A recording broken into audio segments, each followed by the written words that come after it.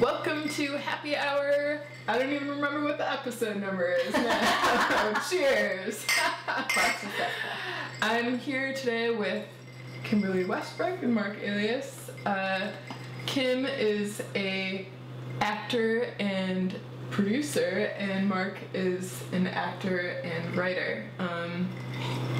Today we're drinking vodka and Diet Coke or Coke Zero. It's pretty great. Also, I should mention it's 11 in the morning, and Mark had me replace this with just Coke. Mostly. Still a tiny bit of vodka there. Yeah, it's good. It's Monday morning. Kim and Mark really started making their own stuff last spring with another friend of ours, Karen Pyrak. Magical Red Wedding was a parody they did of Game of Thrones, but with Disney characters. Yeah. Tell me a little about that. That was just a concept that Karen had come up with, and so we just got together and started writing it. And what we did was the Red Wedding scene from Game of Thrones, but we substituted in Disney princesses and, of course, Prince Charming. Yep. This one. That was me. But no, it was hilarious. It was so much fun. It was a lot of work. Yeah. But it was a good learning experience for your first short project. So kind of just did well. Got the ball rolling that why can't we do other stuff? Yeah. We did that, let's do more. So. Exactly. You already swore her an oath right here in her castle. You swore by all the gods that he would marry her daughter. Merida? Unfortunately, Lady Tremaine's no longer in charge here. Take me as a hostage instead. But let Charming go. Charming, get up! Get up! Get up and walk out! Please, please. Now, why would I let him do that?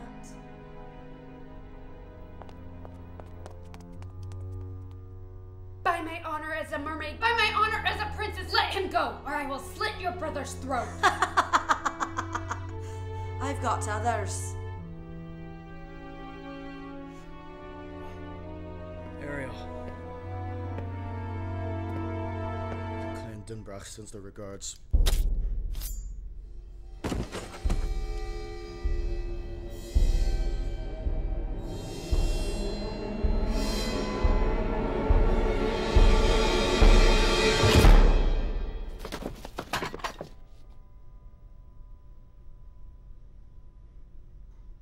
Now I'm Queen in the North.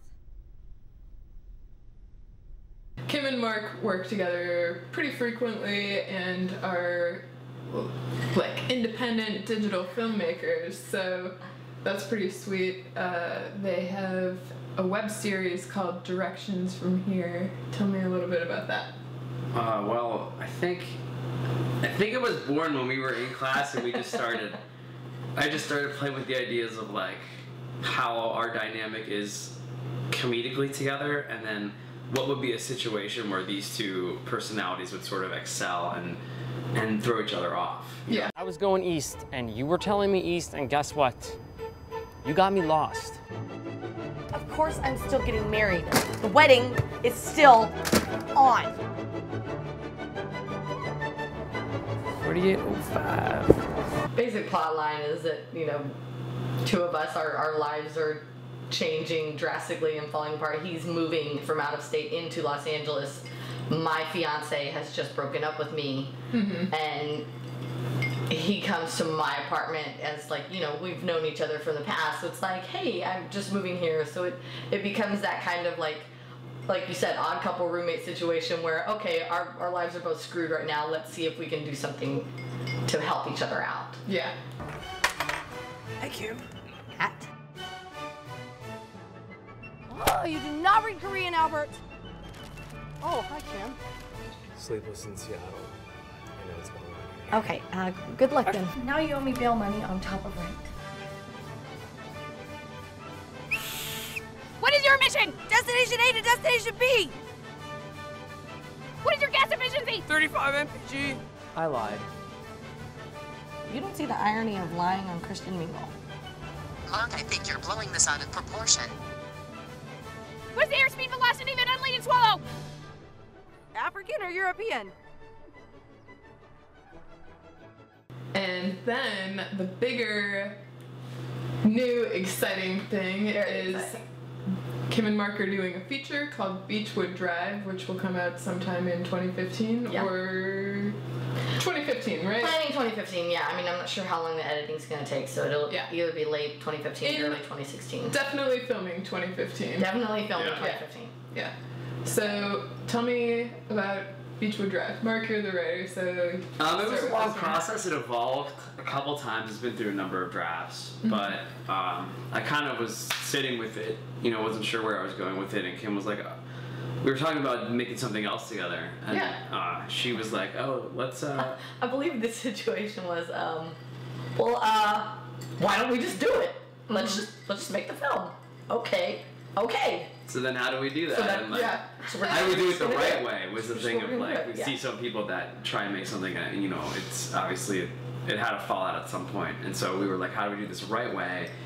And so Kim kind of took the lead on like figuring out how to do the fundraising correctly, you know, with Kickstarter and how to run a campaign the right way so it's going to succeed, and lining all this stuff up and then gaining team members. And then now we have a director on board, and so I'm working with him as far as the story. So it's becoming like it actually becomes like even before it becomes a production team, it's like an office of like people working without an actual office space. But we have a lot of excitement. I mean, the story is really great. It revolves around James, which is Mark's character, and basically like the desire that people have in Los Angeles to not necessarily to be famous or to succeed, but just to be noticed and to be appreciated. And James comes from a broken background, and that's all that he wants. And he's kind of at the point where he will just do anything to get it. Yep. And my character comes into play, Natalie. She's a photographer in Los Angeles as well, and she kind of has that same desire to just be noticed for the genius that she is and what she can do. Yeah. And what I love so much about it is that everybody in Los Angeles can create. Everybody in the world can relate to what this message is, that we all just want to be seen. Saw this guy on TV the other night talking about how in the future everything will be free. What an asshole. He was wearing a $600 suit and selling his book for $49.99. If everything is free, then nothing has value. I see so many people every day. They're like busy parents. They want to see past their own children. I deliver your groceries. I give you your latte. Do you see me? No. Some days I don't want to be seen. It keeps me numb. As if the girl I stare at will never stare back. 4 blocks from where I live, people are eating lunch. It costs more than my rent. 2 blocks the other way, people are living in cardboard boxes. Truth be told, I'm closer to the cardboard than the lunch crowd. But my mother told me I was destined for greatness. Right before they threw me out. The fucked up thing is, I'm stupid enough to believe her. I see that grass on the other side, and yes, I know the old saying. But I want it. How much does it cost?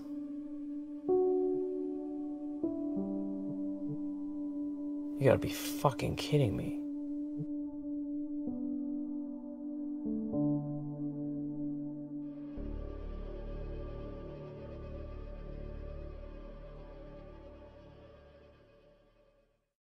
The teaser looks great. It's definitely a very universal story. Like, I feel like I do.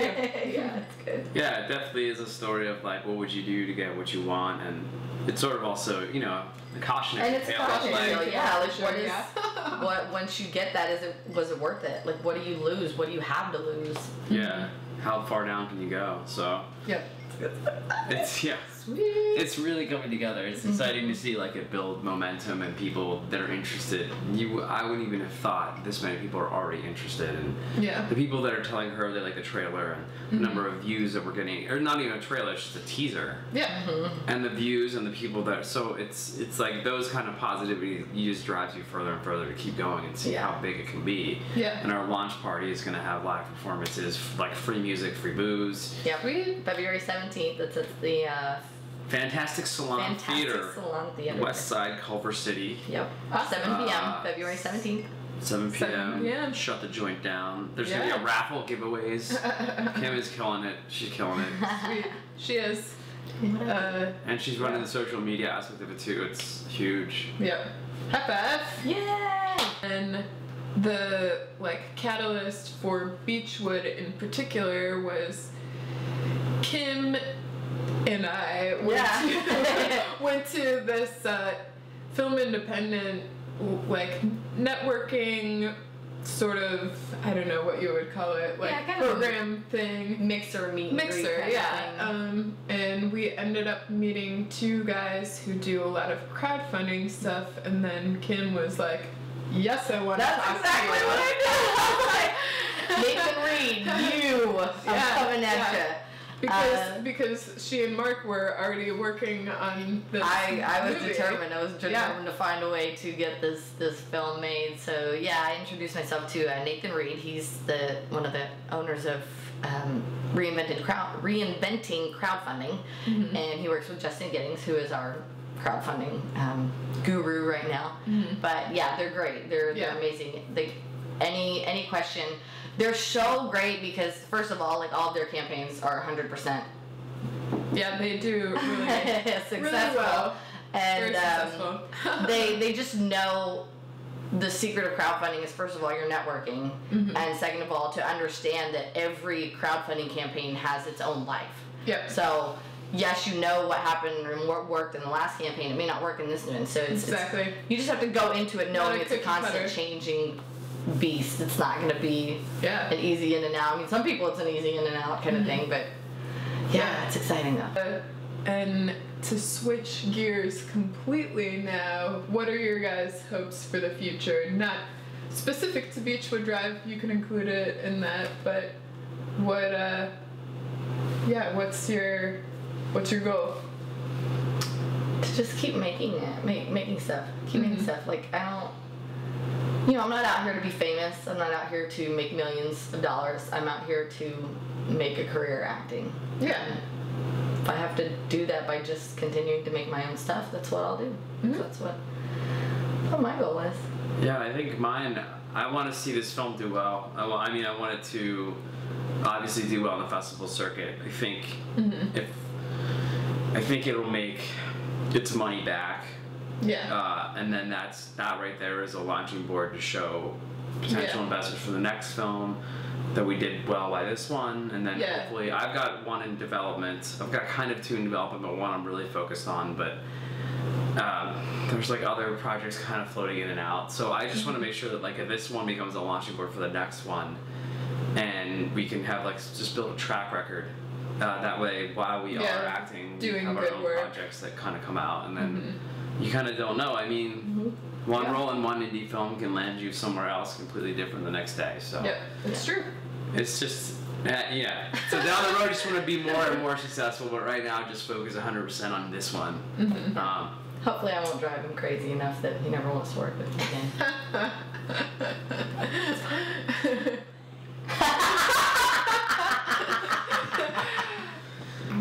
We've had a couple thoughts about the next project, but we don't know what the next project's going to be. Yeah, well, you gotta get this one done. I like the balance from drama to comedy and back and forth. Yeah. So Jerks from here was great because now we've got Beachwood Drive, and then I just have a catalog of things that I kind of save up that are really funny moments or funny things that can work for certain characters. The next time I start writing something, so. I have something I want to work on next, and then I have oh my god, I want to do comedy again because because it's fun. Yeah. That makes sense. Cool. Well, I think that pretty much wraps things up. Cool. So thank you guys for being on the show. And thanks for having us. Cheers. Till next week. Have a good one. Yeah.